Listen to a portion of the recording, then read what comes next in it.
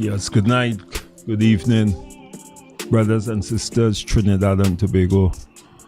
As we always start our program by giving blessings and thanks to the Most High.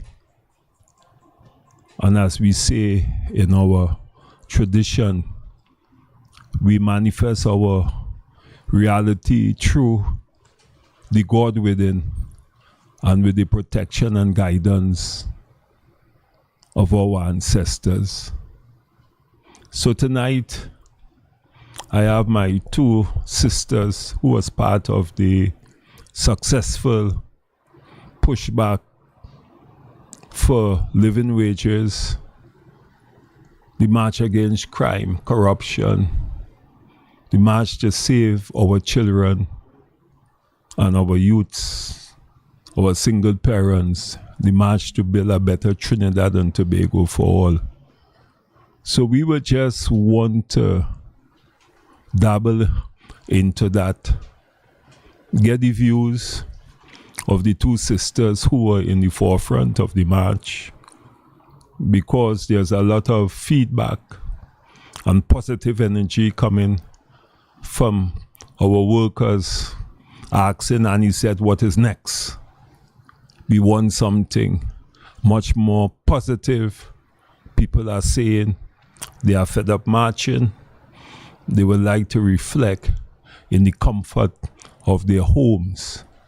But what is important is that the issue of workers getting living wages, the issue of the new economic model that we in the labor movement and NATUC we are talking about, which is a wage-led growth economy and a job-led growth economy, which we believe is critical for us to address some of the imbalances and the inequalities that exist in Trinidad and Tobago.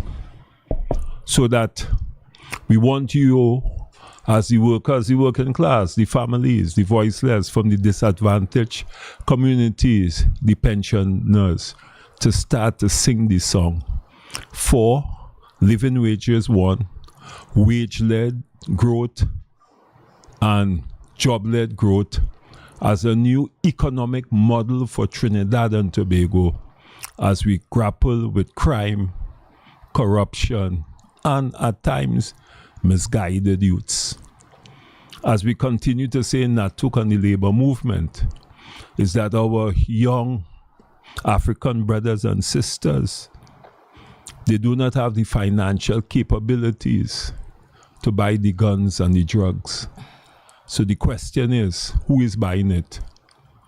And while our depressed communities and disadvantaged communities pay the price, unfortunately, with loss of our lives or incarceration and inability to get bail, we in the labor movement, we have taken the decision that the time has come for us to build what we will want to call a popular movement in the interests of Trinidad and Tobago.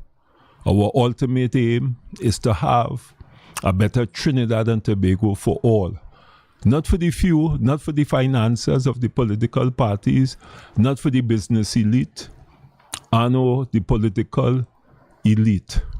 We are saying that we must smash this concept that the rich must get richer in order for the poor to get something to live and survive.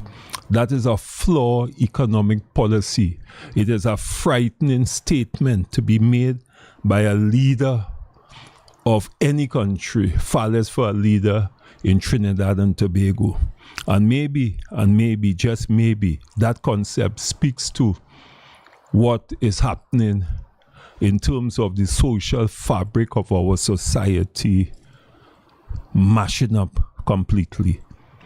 So that will be my opening statement as we start this conversation, this narrative with our two sisters in the context of how do we move forward? What did they glean from the march? What do they believe that we should do further what corrections that they observe should be implemented, given the experience that they would have had on the 3rd of November, which was a historical day, and it was a day that the labor movement came out in defense of Trinidad and Tobago and the voiceless, the poor, the single parents, and the workers in government who have not yet received decent and meaningful wages for over the last 10 years and in some instances 12 years. Yes, government employees in Trinidad and Tobago. And do not forget, the government is the biggest employer in Trinidad and Tobago. And when they deny their workers, the thousands of workers, decent and meaningful living wages, well, then we are on the precipice for social inequalities, one, and for the poverty level that is now visiting Trinidad and Tobago, which is frightening. So, sisters, welcome to this 3rd podcast, NATUC Speaks.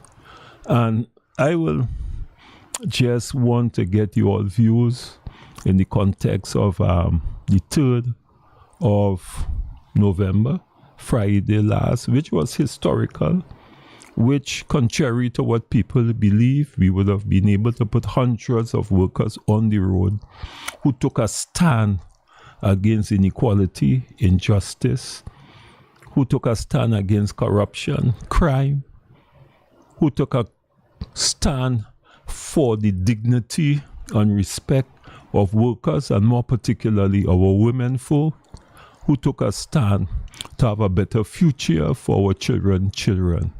So welcome, sister. I will start with Comrade Sister Bishop. Can I get your views in the context of how you saw the march, what you gleaned from it, what you learned from it, what criticism you may have against it, or what you think that we can put in place to improve as we move forward? Always remembering that this is the beginning, that one step begins 1,000 steps of marching. So, sister, the floor is open to you, and welcome to NATUC Speaks, and thanks for taking time from your busy schedule to be present here this evening. Sister Bishop. A pleasant good evening, everyone.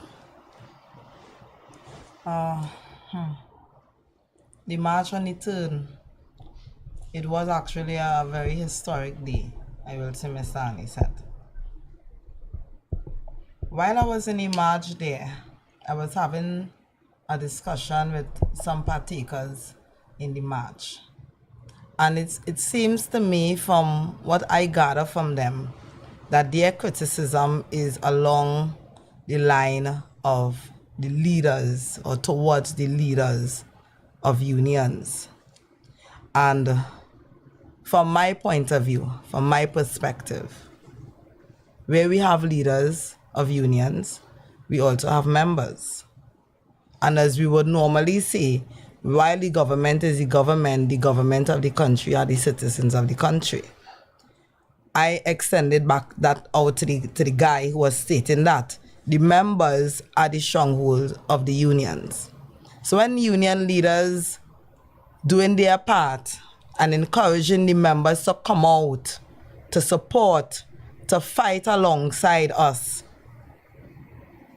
that is where the great benefit is. Because for me, strength is in numbers.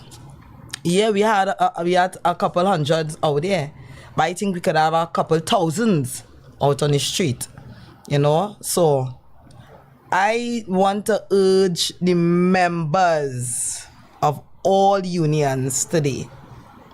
It's time to set aside whatever imagination or whatever it is might be stored up in mind, and remember, we of ourselves, if we do go forward to put the fight out for us, well then, how strong the fight is going to be. Because we all have to come together in solidarity. Miss Annie says, I hear you. Some workers decide, I go sit down home and rest and reflect. But we need those people who resting and reflecting at home to be on the streets, because strength is in numbers. When we come out in numbers, it shows unity. It shows a barrier, a stronghold, something impenetrable. But when it's only a few, it still leave some kind of loophole for doubts and for discouragement. I want to encourage the members. I want to let the members know, without the members, there are no unions. With all the members, there are no unions, and with all the unions, there will be no union leaders. So the members have to do their part and come out in solidarity. Put aside all those flimsy excuses, because I call them excuses, and for the road. Take the road. What the people on the streets was mentioning, Mr. Annie said. The people ready for a shutdown. The people want to shut down the country. Yes, they're tired of the march, they're tired of the streets, they're tired of the talk. They're ready to shut down the country. They want the unions to say it's time to shut down the country. We people in MTS ready to shut down. We ready to go out and do nothing at all. So I think that is where we stand at this time. And this is my honest opinion regarding the streets and the membership coming out and supporting the union leaders in solidarity. It's not just a matter of calling the union leaders to the forefront. That is one thing, bringing the leaders to the forefront. But where are the voices behind the leaders? Where are the people behind the leaders? Because without members, we have no union. Without the citizens, there is no government. Why are the citizens, and by extension the members of unions, not coming out in their boldness with that strength that they have when they're sitting in the gallery, when they're sitting by the bar, and they're coming up with all these ideas, but when to bring it to the forefront, they are not bringing it to the forefront. We need the members, we need them urgently. We need the citizens of Trinidad and Tobago urgently to set aside all those flimsy and useless excuses that they're making and for the road. But we're ready for a lockdown, we're ready for a shutdown, Mr. Annie said. That is where we are at this time. Okay, I hear you. I'll give Sister Gayatri an opportunity to also share your views, because this is about being brutally frank. No one is perfect in this world. All right. And I think what is maturity is that we are able to sit down and do what I will call criticism in a respectful and meaningful way, because that is the only way we can grow as a people, as a union, and as a society. We have leaders who are surrounded by people who will tell the leader what the leader wants to hear, as opposed to what are the facts on ground zero, how workers are really feeling, so that I hear what you are saying. And we want to take this opportunity to put the workers on notice that, yes, we took the sentiment of the workers within the march, and when we had our meeting, where some people say it was 50 people, which was misleading, but that is not important to me as a leader, because I have learned that you do not worry about things that you have no control over, and you have no control over what people say, what people think, or what people do. What you have control over is your mind and how you react. And you have to learn to react in a spiritual way when you are faced with all these obstacles, because I see it as obstacles. So, sister, I'm now handing over to you. Be brutally frank. Let's have a conversation that our listening public, our workers, and I want to encourage every member who are workers to start to be part of this podcast. We have to make it our voice. We have to depend on this podcast, not on mainstream medias, to get our message across. And for that, I want to thank the two sisters for taking time off as I said before. And I'm now handing over to you, my sister, to give me your views as you see and how you analyze the third. What was your views and what, from your perspective, you see we can do to improve, where we went wrong, if we went wrong, and how we could correct it. Because the question is always, all right, finding solutions, because there are people who criticize every day. But when you ask them for solutions, there is none. Comrade, good night, and thanks for having us tonight on your podcast.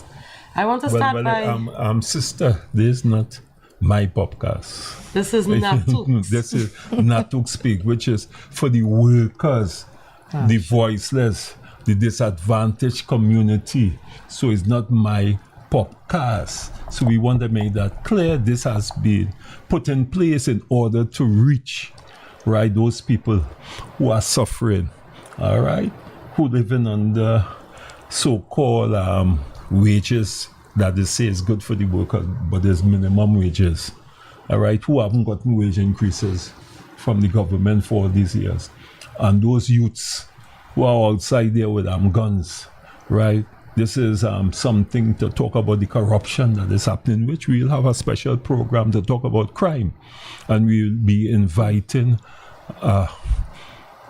eminent person who is working with the UN to be part of this podcast. I hope that he's listening so that we'll have that kind of conversation.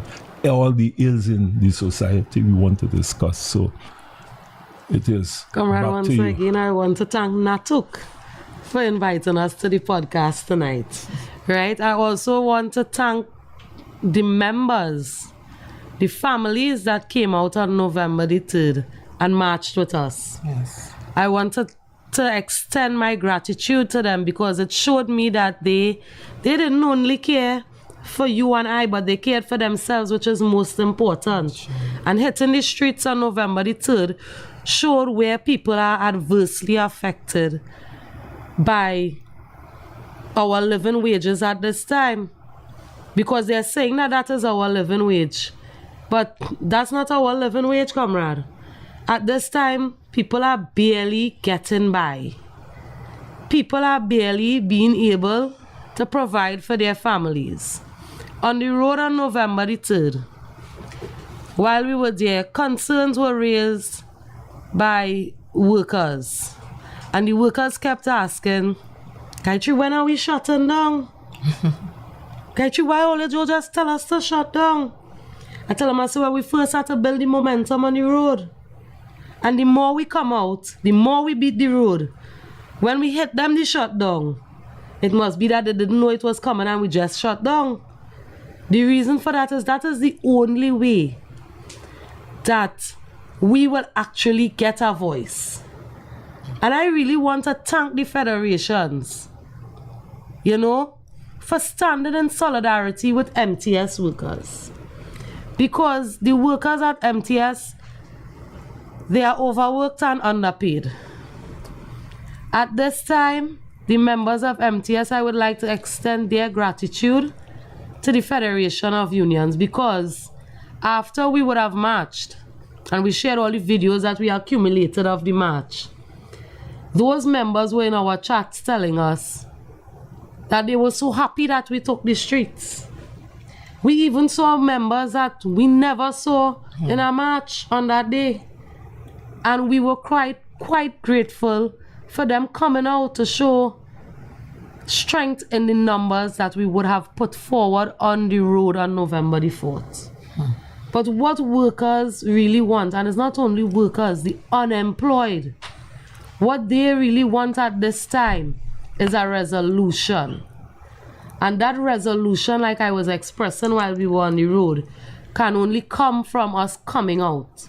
As my comrade said earlier, we have to put aside those fears, the fears of the employer not or missing a day pay.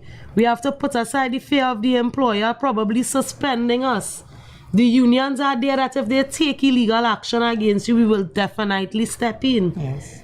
Right? You have to come out and stand up for your rights. Right? Right now, the workers across the board, they are suffering from financial abuse. The government is financially abusing workers, the unemployed, because the unemployed persons that are on social welfare. If you have one child, you're getting $1,100. If you have 2 children, you get $1,300 for the month. How can you sustain children on such a small wage? How can you sustain your families? So for us, from the cries of the workers, because I would have spoken to workers that were corporation workers, WASA workers, and that the MTS workers, there were even the bus drivers there with us. And their greatest concern at this time is not being able to provide for their families. And the only solution that all members keep suggesting is that we call a final shutdown and show the government that we are the government, that we as the citizens matter. Comrade, I truly hope that on our next march, we see a lot more people hitting the streets. Because the people that are adversely affected at this time are the persons that cannot provide for their families, like you and I, Nicola. The persons that cannot provide. So why are we not on the street? We have nothing to lose. We already have nothing. So what is there for us to lose at this time? Come out on the streets and let us gain something together. When the union leaders come on our podium and they say, well, all you come out, or they send out flyers and you see us in the communities asking you all to come out and support the unions. So say, I in the union and no darling, I not even paying union dues. No. Unions only stand up for the working class. Unions also stand up for the underprivileged, the undereducated, the underpaid and overworked individuals. We are the people that stand in solidarity with these individuals. And if at this time we are giving the working class, the families, the single mothers, the crime-driven areas, the opportunity to come out, even the young men in those communities that don't have a way to gain an income, if on that day they hit the streets with us, I am very sure we will find resolutions for each and every one of them. So I truly hope that our next march, when we touch that road is as colorful as it is on Labor Day. I truly hope that on our next march, we are greeted with love and gratitude from the citizens of Trinidad and Tobago. Sure. And I really tonight want to thank again NATUC for standing in solidarity with families, single mothers like myself and my comrade here, standing in solidarity with the young men that are under siege, standing in solidarity with the mothers that don't know where to turn. I also want to thank the union leaders that were in the march. I saw Mr. Warwick there. I believe he's from JTOM. Yes. I want to thank him for coming out and standing in solidarity. I saw Ms. DeBeek there. I believe she's from Contractors Workers. I want to thank her for standing in solidarity. You know, there were so many other prominent individuals that took the streets with us. I want to thank them. Yes. You know, comrade, and we are grateful. Don't think that we are not grateful to you all, comrade. Yes, we are. Okay, sister, I hear what you all are saying, and you know, coming out of your statement is a common thread that the level of frustration that is existing within the minds of workers, that workers have reached a point where they want to up the ante, as we say within the labor movement. They believe that this government doesn't listen. What you are saying is that workers are saying that this government don't care. We could march now until next year. It can be nothing. What will have effect is when we demonstrate the power of the workers. Because workers who keeps this economy turning around? Who keeps the wheel of the economy turning around? And therefore, when workers demonstrate that they are frustrated, physically, emotionally, mentally, I don't think anybody can or should blame the workers. And we are sending a clear message to all those who have ears, let them hear. And for all those who have eyes, let them see. We will continue to argue in NATUC and the labor movement, the federations, that there cannot be under any circumstances a justification for a wage increase. An attitude of take it or leave it and let the court decide without engaging in a level of social, meaningful dialogue with the trade union movement in order to find a resolution for the problem of inequality. Because when you underpay workers, when workers are paid subsistent wages, you are creating an economic crisis because aggregate demands.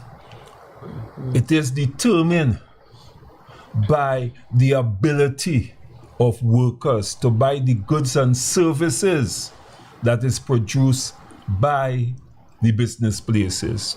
So also making a plea to the business people to understand this too, because you will be affected eventually. Yes, you believe you're living in your glass houses and your bulletproof houses and your security guards, but history has taught us something different. The king and the queens and those who built the château in France, when the workers say they want bread, they say go and eat cake. And we saw what happened in France, which started the revolution in France. And I will talk about other revolutions. And we have to remember too that the very Nelson Mandela was deemed to be a terrorist because he stood up for the rights of people within an apartheid system in South Africa. We must never forget these things.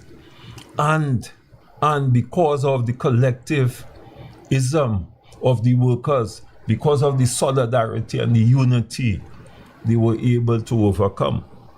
So that brings us to the question. I also want to take this opportunity to thank the former minister Vasan Bharat, who was there in solidarity with workers. Yes. And I think that is what makes it historical in my mind.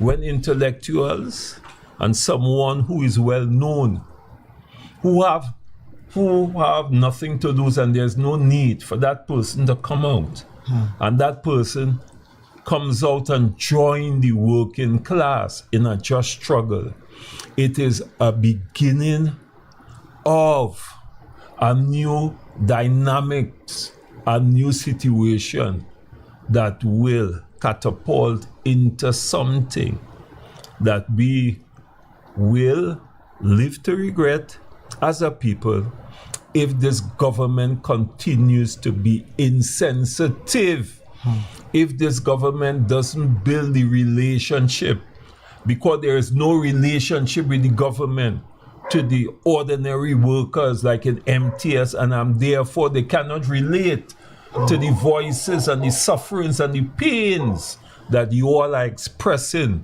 Because so many MTS workers, it wasn't only MTS workers who came and talked to us. And I wanted to thank the Comrade Lamberts and all the other leaders who was there.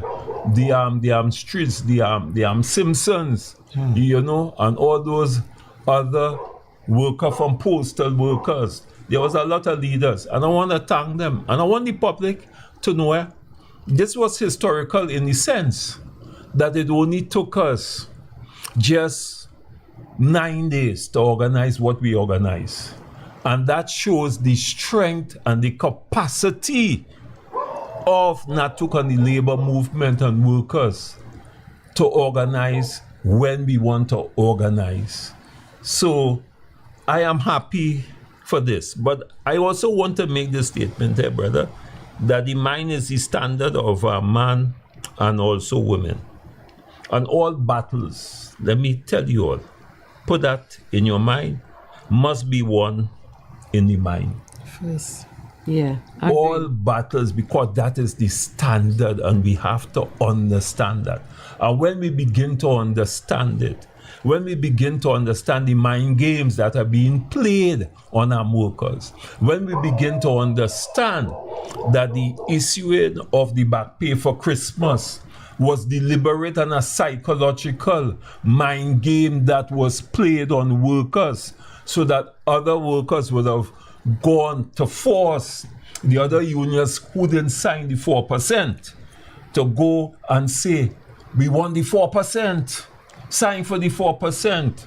And what was ironic, we saw people who weren't members of any union who organized a march to force PSA to sign for the 4%. And we want to thank Comrade Baptiste for standing up strong on a fundamental principle that government employees must be paid properly.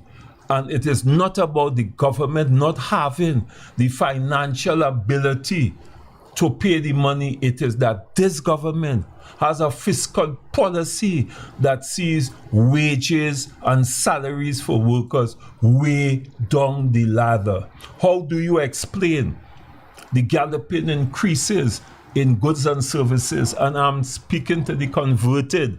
They go to the grocery, you all go to the groceries, you know what I'm speaking about. Salary to salary, mouth to mouth.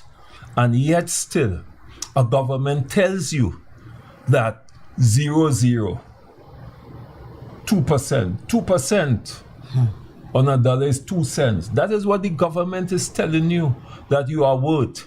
And when you take out and extract the money for all the increases that has been given, that has been running over the period of time, you're going to see that 2 cents represents nothing in reality for your standard of living. And therefore we are saying in NATUC, and we will continue to hammer it home, because someone has to speak truth to power, that the question of living wages, the question of a job-led economy and a wage-led economy must be the model that we have to articulate and fight for, because this fight is for our children. This fight is for a better future for Trinidad and Tobago, my brothers and my sisters, the citizens of Trinidad. This is not a trade union movement, just rah, rah, rah. It is more than that. It is more than that, because we will have another podcast that I will analyze and show you where we are in the context of crime in the world as a small country of 1.3 million people. It will be frightening. We will demonstrate the analysis, right? Who controls this economy and controls almost everything in this economy. We will demonstrate the monopolistic economic policy that is being forced onto us, where a few people controls everything that is essential. And therefore the question of drugs. And when I say drugs, not that kind of drugs. I'm talking drugs in the hospital and in the pharmacy. The question of your food security is controlled by who? The question of banks is controlled by who? And we will have the conversation, brothers and sisters, about why it is important and why it is a conspiracy in order for you as workers to go by island finance, to borrow money for 25% on your dollar. Why it is important for you to be in debt every week, because you have to go into the credit card for you to live. But the more revealing thing about the credit card is that when you put your money and you deposit it into the bank, what percentage do you get? And when you go to the bank to borrow the very same money that you put in, right? What is the interest rate? But more importantly, when you take out a credit card, which is necessary, which is part of the scheme, you have to pay 25%, 18% points, 15 percentage points when you borrow money. Right? And who are the people? Who are the people? And the majority that holds credit card is me and you. And there's all kinds of offers that is being made, right?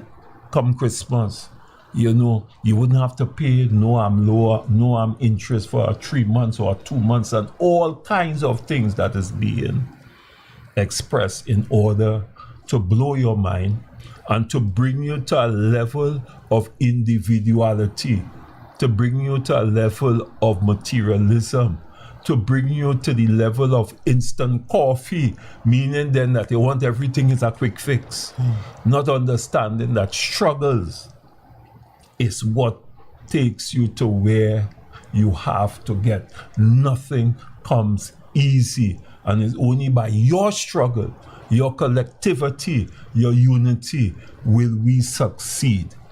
Having said that, brothers, comrades, the listening audience, the listening public, I hear the cry about we fed up because somebody say I raised gas once or they didn't do nothing.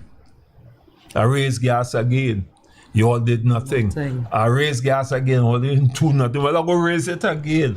And they laugh, chick, chick, chick, chick, chick, chick, chick, right? Which is a total disrespect. Right, to the citizens of Trinidad and Tobago. And we will talk about that at some other time. We will talk about all those who could afford yachts. And you could go down the island and you could see the yacht. But we catching our nenen, as the old people say, to survive, just to ensure that our children at home eat a decent, nutritional meal. So as we move forward in this podcast, the question that I will want to ask you all, from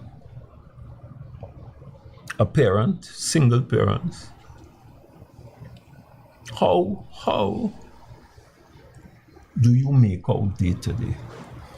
Because I know during the COVID, and you all had to get up about 4 in the morning, all right, that our research would have demonstrated that there was some, if not all, but most single parents and parents generally would have had at times to make a decision between going to work, staying home to mind the children, or borrowing money to get a laptop or a smartphone, or some didn't have at all.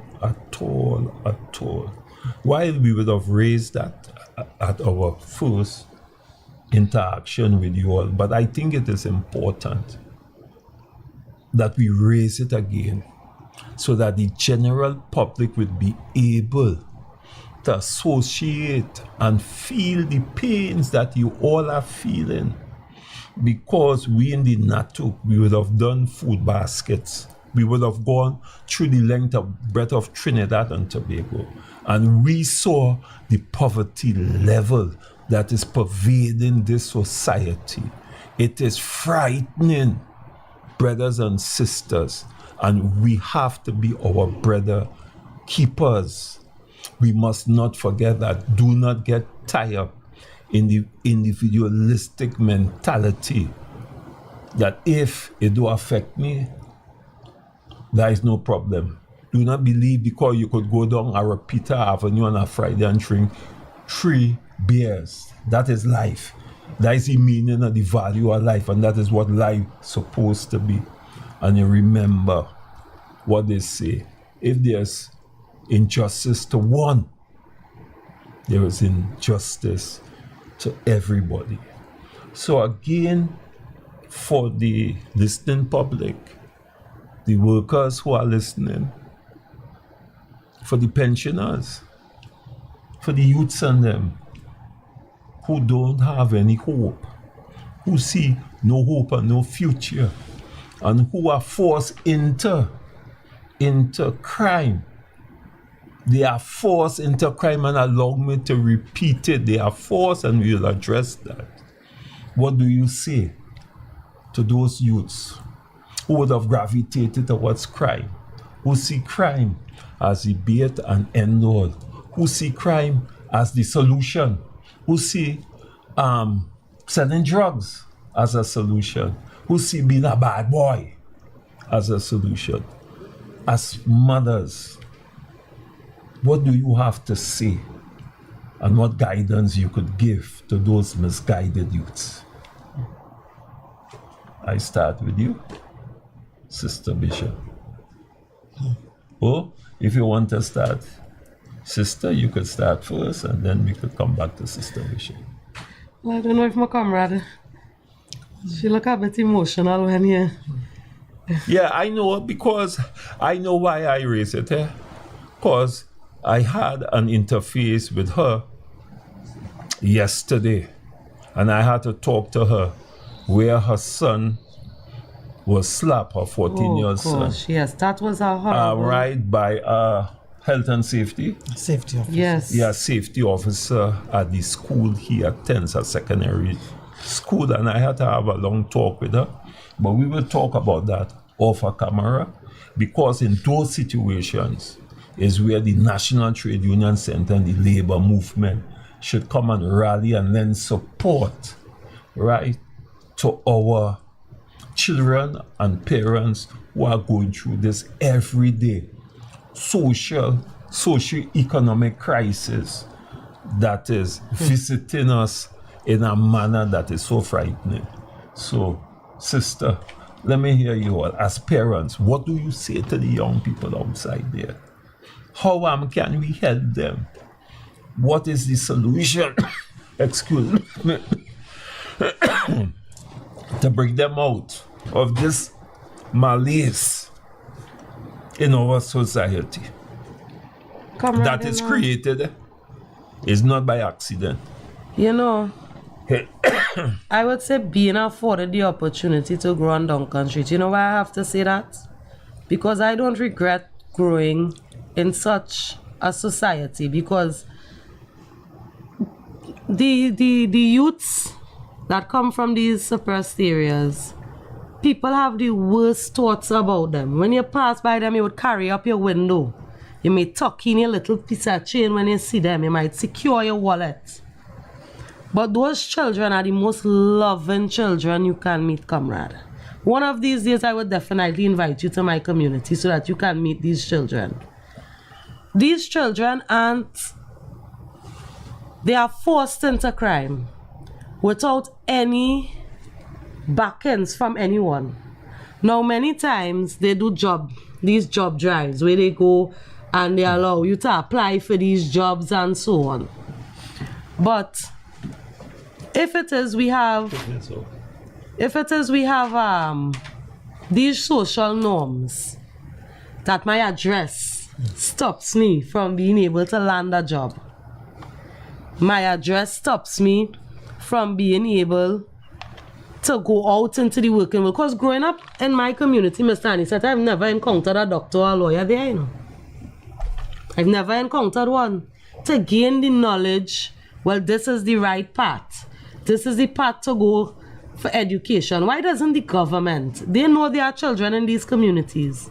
Why don't, through the Ministry of Education, they develop a program where they go into these communities and they coach the children? Express to them, well, you know, after CXC, if you get passes, or there is the program that we offers Open Campus, or there's the 10 Saturdays at Cipriani, how is it that the Ministry of Education doesn't try at least coming into these communities? Because as we all know, there are barriers with the numbers. There's numbers are normally taking place where there are different numbers that war in each other, you know. These children cannot leave because I am from this community. I can't leave whatever number this is and go over by the next number. So let me say the job fair taking place over by the next number. How am I now to access that opportunity? Because the parliamentarians, they know, I believe it's the Ministry of Planning and Development, they do surveys every year to find out how to better develop the country. But if those people sit in their office, Mr. Anisette, and they don't actually walk through our communities and meet the single mothers with these beautiful children, how will they know how to truly assist these parents that are suffering with these children? How will they know, comrade? There is no way for them to know because they are going based on what they think is right. You understand? In our community, at this time we have a young lady, a child, she just went into Form 1. Mr. Anisette, when I tell you she's blessed, she can play football. That child talented. But her mother is unemployed. So when this child the other day, she traveled to play football on behalf of our country, to show her skill set. That mother, how is she to provide for her child abroad? Where is the government securing our youths at this time? The government is who is forcing these young children into crime.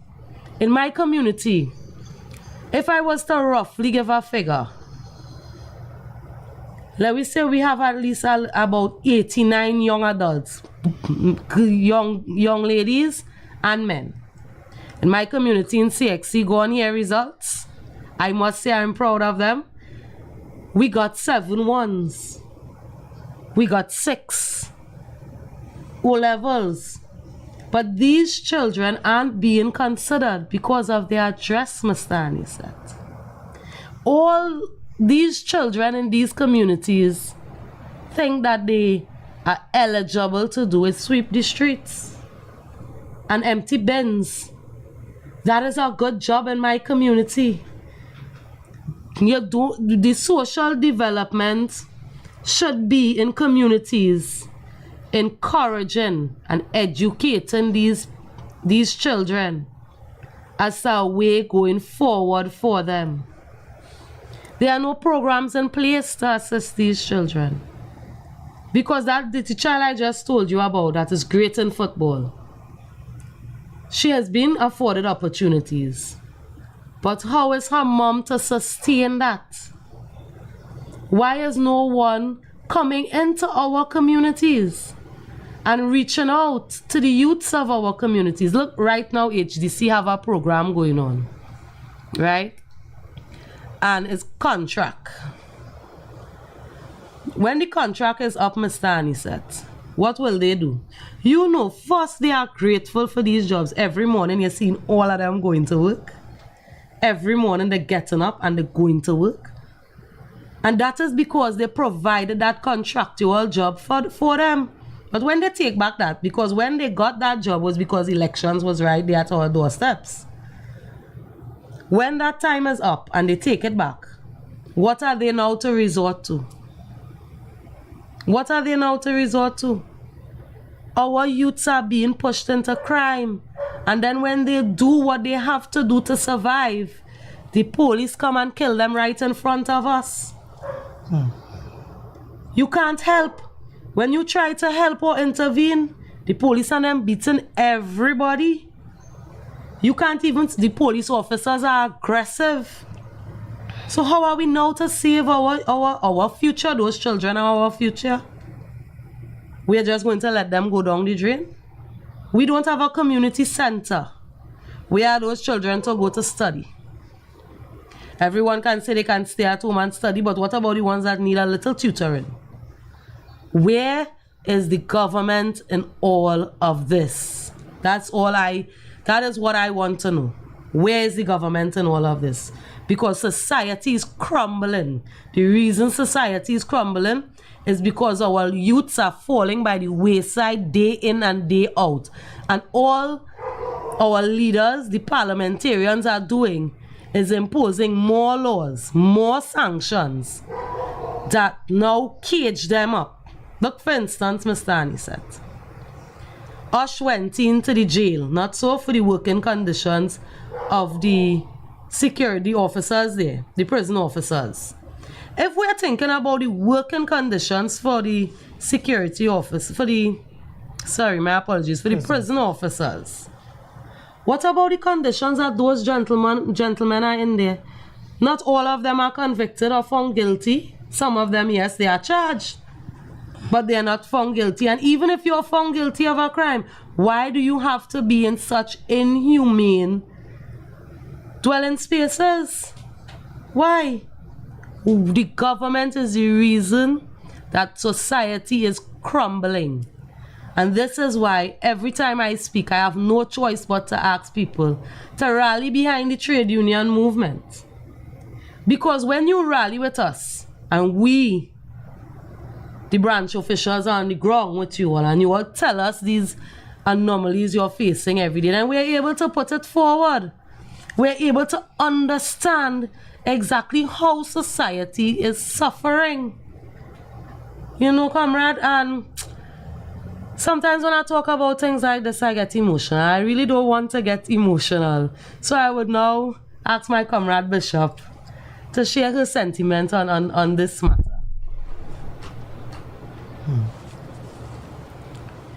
If you have a problem, sister, you can take a deep breath. I understand, because I understand some of the things that you are going through, and we are touching issues that is very close to your heart. And the sister mentioned something here. We call it social stratification, you know, and as she rightly say, people are put in silos based on where you're born.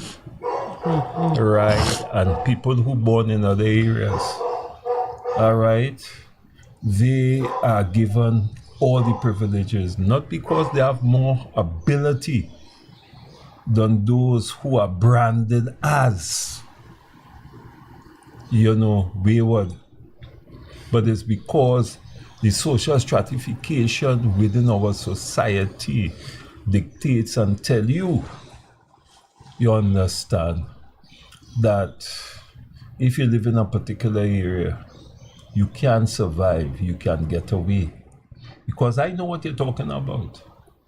Because I used to go to the youth training center year in, year out and give monies for prizes for the youths. And when you talk to them, they are really looking out for a father figure. They are looking out for somebody to hold them, to relate to them. And we must begin to understand the psychology of fear in the context of when you make your children believe, or society brand you in a particular way and they treat you in a particular way, the reaction is going to be that way because you have deemed me to be less than a human being. And you see, we in the labor movement, you know, that is why we would have seen that the question of crime on the talk, it is just a farce in the context that you could put 1,000 police on the road, that wouldn't solve crime. If you can't fix what is flawed presently, 1,000 people, 1,000 policemen wouldn't make a difference. I will just give the public a demonstration what I'm talking about. I was in Singapore some years ago, and I lost my wallet in a car, and I went to the station to make the report. The officer was there with a computer. They were able to go into the computer and pull up the car that I travel in. And I'm talking about 10 to 15 years ago, you know, all right? The police station had something for you to buy if you want to eat. The environment was pleasing. the chairs to sit down on, the way how they relate to you and they treat you. I mean, it was amazing. But the point I want to make is that the question of using the technology that is open to us, they were using already. We still go to a police station and somebody writing down on the book where you say what you ain't say. And if you want to get a police report, you have to wait 3 and 4 weeks because they cannot do it. And all these things are part of this. But more importantly, our children are allowed to rot in jail because their parents do not have the ability to stand bail for them, or nobody stands bail for them.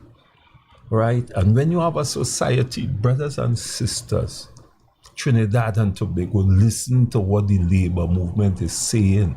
Listen to what NATUC is saying. When you have a society where over 50% of the children are going through school without having the numerological skills or the cognitive skills to analyze, to understand things, and where there's failures, what are we producing as a society? And therefore, we say education has something to do with crime, because inevitably it's the people who cannot afford, who living on the salaries that the MTS workers living on, and we want the government to hear what labor is saying. They are put in a situation that compromises their womanhood. That is what is happening in ours, and it's not that we can't solve the problem.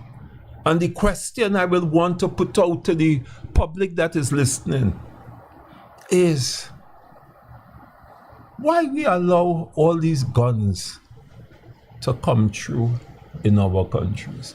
I don't want to hear about seaport and legal port, you know.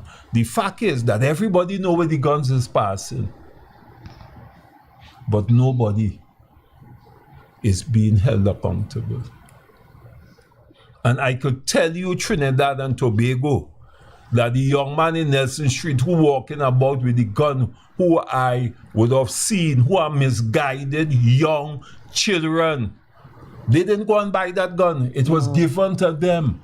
Yes. For reasons to protect the turf. That is a reality that we are suffering in our country, and therefore, Trinidad and Tobago, we must solve crime. Crime cannot be solved because of how much Prime Minister meeting on crime. Because of how much opposition and the leader, and they're arguing whether the Prime Minister supposed to come or he ain't supposed to come. And then the next side saying, well, then the Prime Minister want to come because of A, B, and C. And we making this thing into political football while our children are being killed every day. It's over 500 murders in Trinidad. And then somebody says that we're grappling with crime and crime is dropping. What madness is this are we talking about? Do we understand that in 2022, we're doing the research, the statistic demonstrated that we had over 2,222 robberies in Trinidad and Tobago? And we say nothing about that. Yes, we hear about the crime, but what about the robberies? Are we aware that where we are listed in the world stage in terms of Trinidad is not one of the places to go? Our beloved Trinidad and Tobago. The question is therefore, what took us there? Trinidad was never so. Trinidad was never so in my time. When you see a teacher, you respect the teacher. When the police pass, you respect the police. When we build a house in the neighborhood, all the neighbors come together and we cook food and we help build. But we have gone into this so-called individualistic and materialistic mentality that we see our neighbor or what our neighbor have. I want to have it even though if I don't have the money, because there's a false sense of value in terms of what makes a society a better society, because we see it in terms of the cars, how many cars in a house, how many bedrooms, how much things you could buy for Christmas. That's why they say they want to give the back pay for Christmas. Yes. We have to understand that Trinidad and Tobago, and we have to begin to get financially educated as a people. We have to begin to understand what is passive income, what is a liability to us, and how we have to invest to ensure that our dollar make a dollar. But we can't talk about that because the government is insisting that minimum wages are paid to our brothers and sisters. And we coming to a close down. And I want to make a point here because I want to end. You see, all right, okay. All right, the sister is back, on track, so we'll allow her to say something. All right, so I allow her to say what she wants to say before I do the closing remarks, and I want to call on all the workers, pensioners, everybody, to make this podcast as part of your everyday diet, because we'll be coming consistently and regularly. All right, until there is a conscience of our politicians, of the institutions that is failing us, until we begin to understand, right, that I am because you are, and you are because I am. And that is the only way we will develop as a society, collectively, and as a people. So, Sister Bishop, all right, take a deep breath and say what you have to say. I understand what you're going through. I appreciate it too. I understand it. And before you make a statement, the sister that you talk about, the young lady, I will assure you now on this podcast that I will make every effort through NATUC and the labor movement to sponsor that young lady. And I would really appreciate that, Mr. Anisette. All right.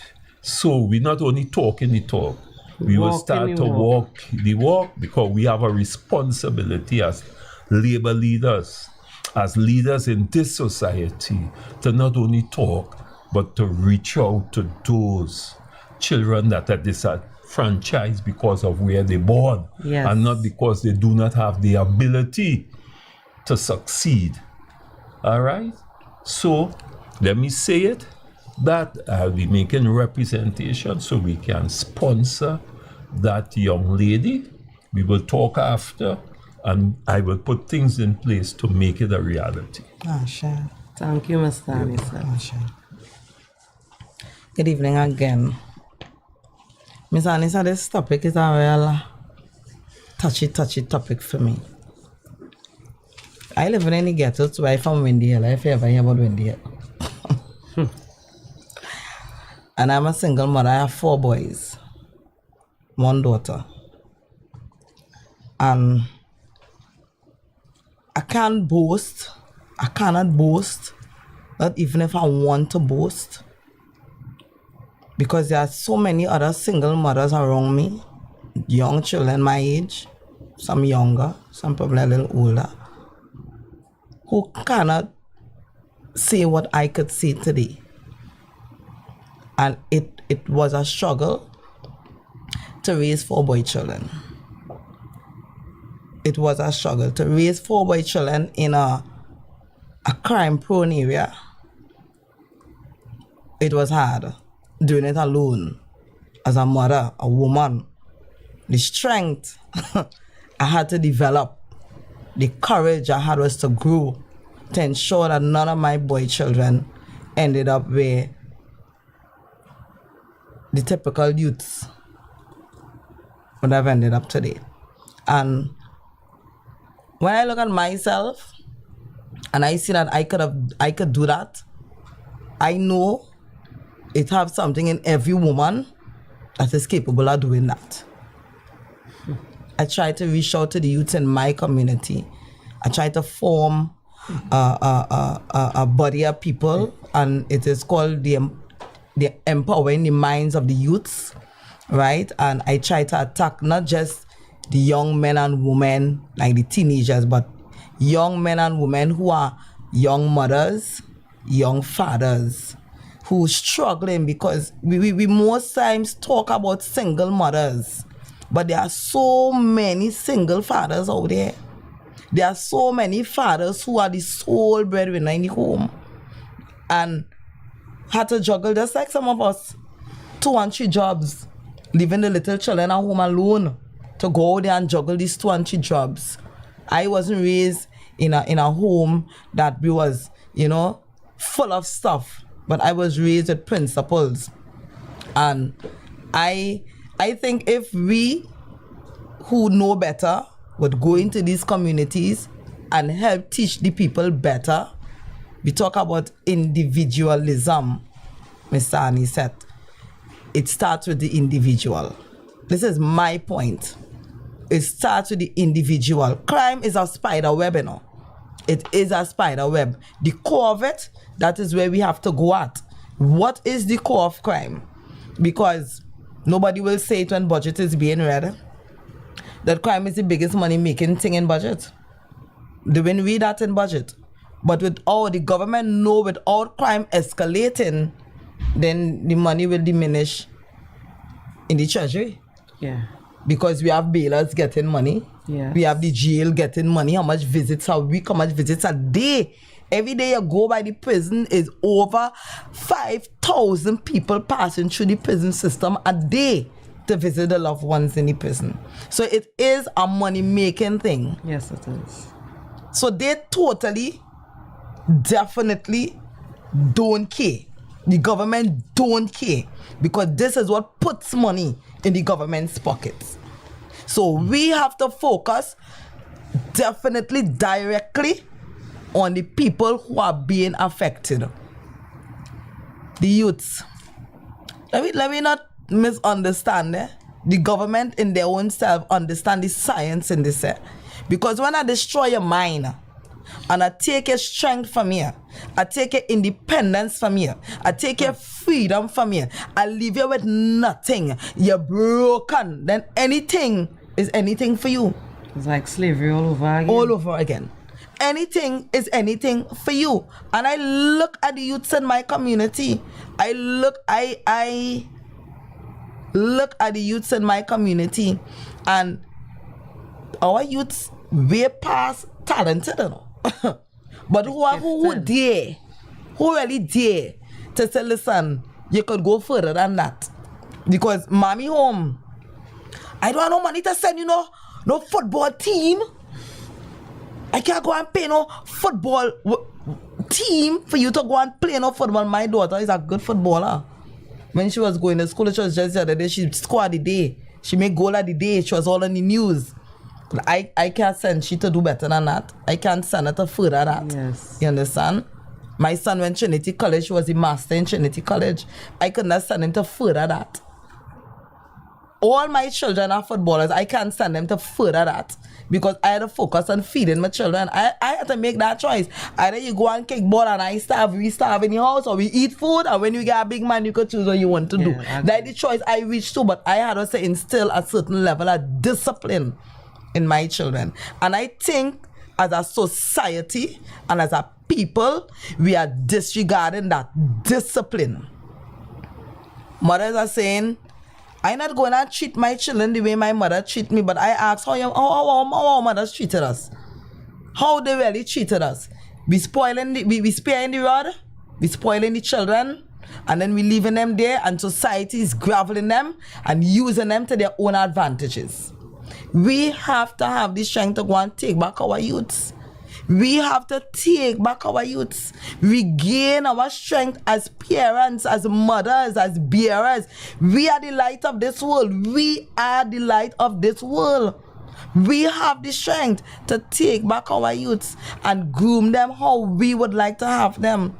Right? So going into these different communities, I think that apart from the working class, I think that it is a responsibility from the trade unions, the Federation of Unions, to just not focus on the working class, because there is so much more than the working class that needs the Federation of Trade Unions intervention. To go into these communities and pull out the youths. Those, because these young men and young women, they want the assistance. One, they don't know who to trust. They don't know who to trust, right? And then the people who they could trust could only carry them that far. We need to go in, we need to gain, not win the trust, we need to gain the trust. So we need to go and work real hard alongside them and gain the trust and give them the support that they need. I, single-handedly, I cannot do it all by myself. I could only reach who I could reach. And all the young people that I reach, they have in my little house, my small little house. Right? They come there not to seek refuge, but to feel at home, to feel comfortable. If I have one slice of bread and it's 10 of them in my house, all 10 of us eating this one slice of bread, and we happy. Not just happy, but we contented, not with the slice of bread, but with the fact that we have a system in my home to support each other. I think that is what is lacking in society today, that support system for the youths. We live in a community. Let us don't shun or put dark on this. There are two entities, in every community, They're the entity of darkness and then the entity of light. But the entity of light tend to take the light and put it under a bushel. They're too proud to go out in the community and walk and introduce themselves to the youths and bring themselves to that level where they could gain the youth's trust. But the man on the corner, who are the guns, and who are the drugs, he watching them passing in and out, going to school in a little slipper and a bust-up shoe and saying, "Come, small man, what happened? My mommy not working nowhere. Sure, you may help me buy a shoe?" "Yes, sir." And he's buying a shoe. And then he will buy the bag. And then that little boy go down with standard 5 and he's still buying the shoe. And by the time he reach 4 months, he's selling drugs. Where are the upstanding people in our society? Where are the lights in our society? Why are they hiding under the bushel?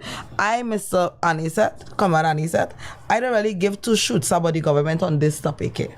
Because there are too many people in society that overriding the government. We have the power to override the government because they are our youth, they are our children. They're our children. Your child is my child, your child is my child, all the children is my children is all the children. We have children together. And where my child hurt, it's supposed to affect your child. And if that is not what is happening in society, then we as individuals need to check ourselves as a people. Because again, I keep saying, strength is in numbers. Numbers is a form of unity. We have to be able to unify the people, bring the people together, show the people love. It's love, Mr. Anisette. It's lacking. It's not in the communities. It's not out there. It's not out there. The elder people shunning the younger people and making them feel like they are disgraced and they shouldn't be born. Why are we doing these things to our young people? Why are we destroying our young people and making them into tools and assets that the government could strive on? We have to take back our youth. I want to urge our youth today to find the internal self, to hold fast to the internal self, to listen to that voice deep inside of them, to encourage their own self. I want to urge the young mothers today who think that they're not educated enough to see that the children read something. I didn't finish school. My son went Trinity. He came out at 7 passes. My daughter came out at 6 passes. My other son have 6 passes. One have 3 passes. And my last son is now starting secondary school. I know where I want to see my children. We have to give up this anyhow and how it hang, it swing, and if I ain't have it, it's whatever. We have to stop that. Stop showing weakness, because we are not weak. That weakness is a fiction of imagination, like fear. It's an illusion. We have to let go of these illusions and hold fast to what is in front of us. And what is in front of us? The lives of our young people. We have to save them. I call in the trade union movement to reach out to these communities and them and help the youth and in whatever way we could. In whatever way we could, let us start that. I started a group and I want my sister on board with me, empowering the minds of the youth. And we're not talking about this, the youth who selling drugs and dealing with guns. We're talking about the youth who have little children to mind and they're catching the tail, working at CPAP work and at URP work. We go in for them. We want them to know that they have people out here who are ready to stand up in solidarity and help them fight the fight. That is my opinion, Mr. Anissa. Okay. We have come to the end of the program. And I wouldn't want to add to what the sister would have said. And the two sisters. Ashe. And I want to say, I see, because you see, it is words of wisdom. Wisdom in the sense that we're hearing from the trade union movement, from NATUC, representatives expressing the reality, not what the politicians want to hear, not the arrogance and the disrespect, and what we see pass as parliament in our country, what we see pass as leadership in our country, because, you know, humility and being humane is so important in doing the transition to this another place that we in the National Trade Union Center and the Labour Movement want to see. And I want to assure the youths of Trinidad and Tobago, we love you. We do. We care about you. And we'll be reaching out to you.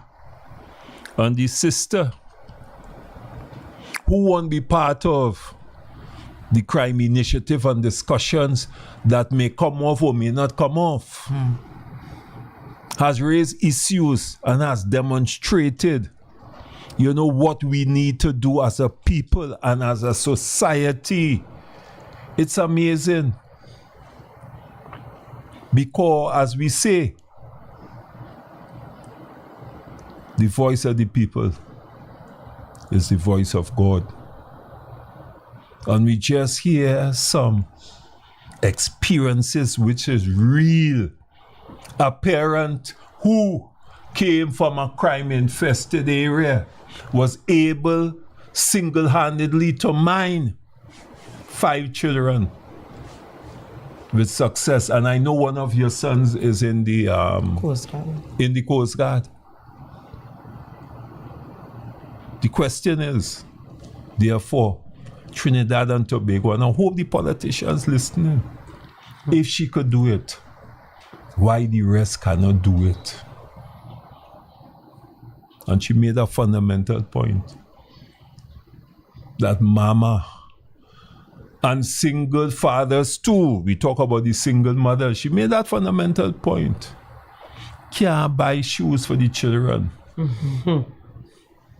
But the drug lord, he's not really a drug lord, but he's just a passy person within the community that they put there to sell the drugs to you.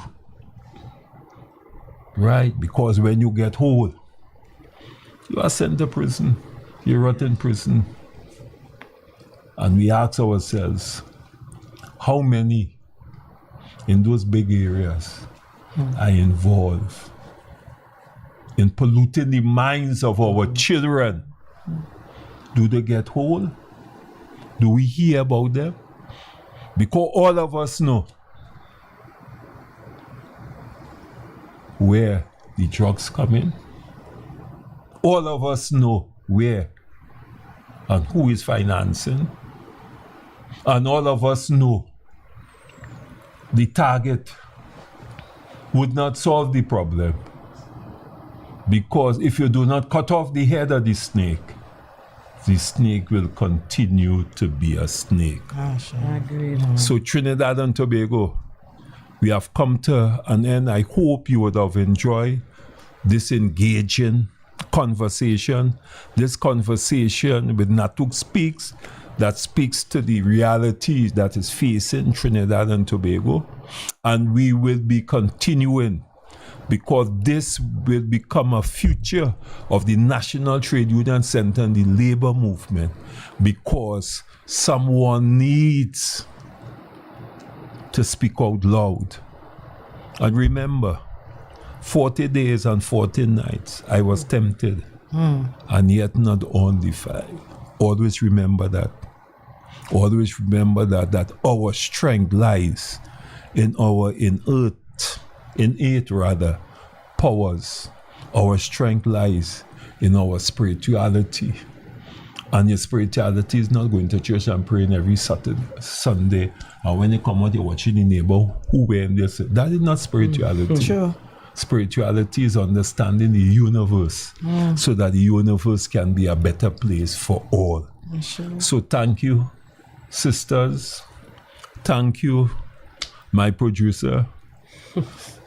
Thank you, my comrades who would have been part of this exercise today.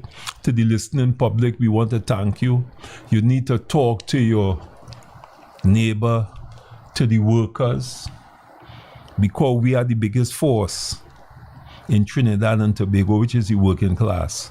And if we put that force together and use our economic strength, our consumer strength, and if we start to identify our powers and use it constructively and strategically, brothers and sisters, they will listen to us. And don't forget that 400 years of slavery did not destroy us, and don't allow anybody to believe or make you believe that because you're born in some so-called disadvantaged and depressed area, you cannot rise as a people. Because each and every one of us was born with a unique gift. We must understand how to get into that innate gift that we have, so that we can be the people that we were born and meant to be. Sure. Because, as the sister said, darkness will never, ever, ever conquer light. And don't forget that the voice of the people, it is the voice of God. Stay strong, be strong, and remember, as I always say, that we have to go back to our spirituality, and we must be able to go back to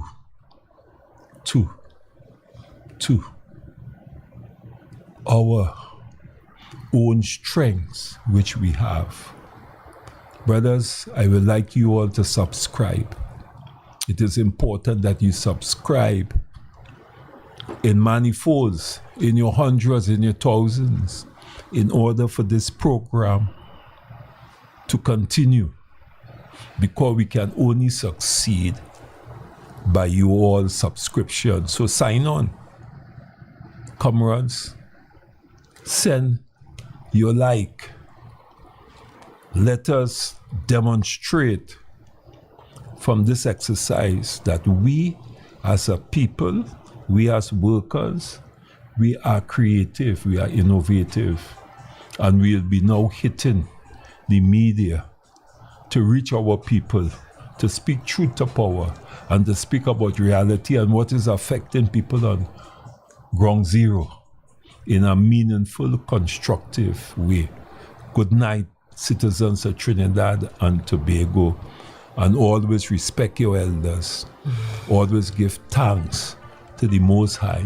Sure. And remember that we are building a better future for our youths, because the youths is our future, and that is our responsibility.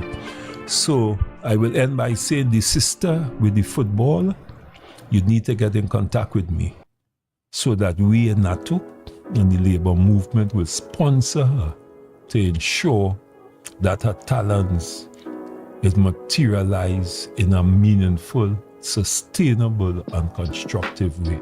Blessings again, Trinidad and Tobago, and we look forward to seeing you in our next podcast. Bring people on, thousands of people.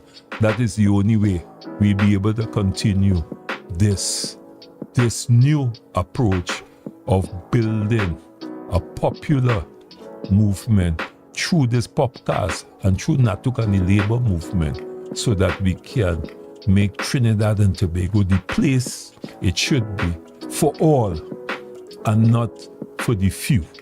Thank you. Signing out, NATUC Speak. Blessings always.